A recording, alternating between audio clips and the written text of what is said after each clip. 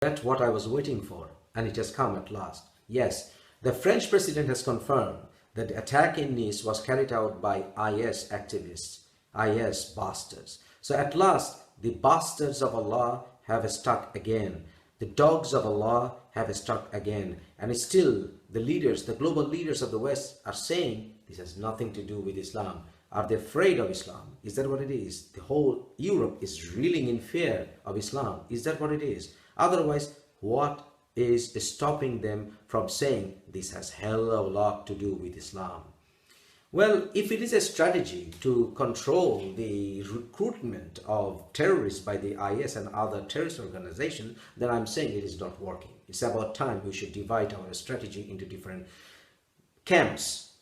Few of us must be brought to the front, and so that we can say that this ideology, as we know, Islam, is nothing but bastardism. And this bastardism is not peace. This bastardism is nothing better than piece of shit. So let us say that. Let us prove that theologically.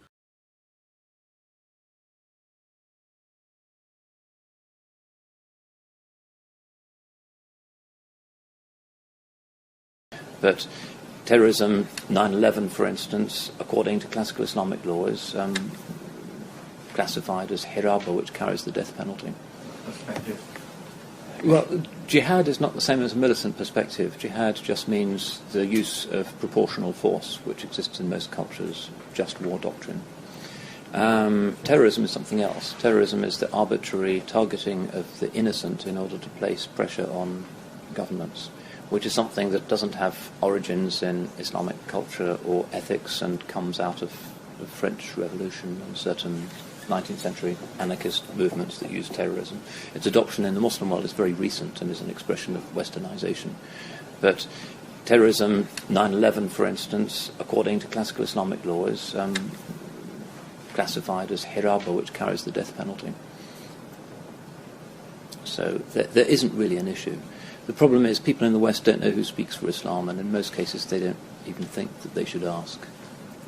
Islam has leaders and muftis and Islamic universities that issue declarations on these things, but everybody's very vague about what Muslims actually think. So they know about Abu Qatada or whoever, but they don't know what the Mufti of Egypt is saying about anything. It's pretty hopeless, really. But then Muslims can also misunderstand what's going on in the Christian world. So terrorism's a real thing, and if you want to deal with it, there's a couple of ways of doing it. One way is to stop your own terrorism.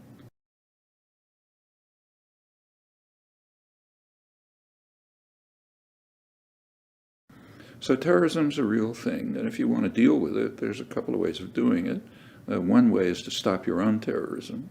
When the U.S. and Britain invaded Iraq, they were aware, that is very likely to increase terrorism. In fact, that was the analysis by intelligence agencies, experts, and so on. And it happened. Terrorism increased by a factor of 7 in the year following the invasion, according to U.S. government data. Well, yeah, but it's just not a high priority. So terrorism's a real thing, and if you want to deal with it, there's a couple of ways of doing it. One way is to stop your own terrorism. That makes a big dent in it. The other is to stop supporting the sources that encourage it. Another is to just to do what the British finally did in Ireland, pay a little bit of attention to the grievances that lead people to give at least sympathy or sometimes direct support for terrorism, and the terrorists, of course, criminals. So find the criminals, apprehend them, give them fair trials, and so on. That's the way to do it. None of this is being done. Just take fair trials. There are people kidnapped, actually, they claim, captured in all over the place, Afghanistan, wherever they are. And they're sent to, we know where they're sent to.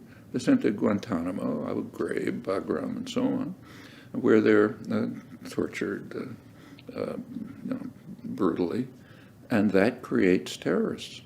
In fact, the people on the ground who work there, the interrogators and others, the intelligence people, they say that Abu Ghraib and Guantanamo have probably created more terrorists than Osama bin Laden ever did. Yeah, sure, that's the way to do it if you want. But to say that they're trying to combat terrorism is just a joke. Are some facts that Bill seems to love. When you hear them, it's going to blow your mind a bit because the way you're told stories doesn't incorporate this information.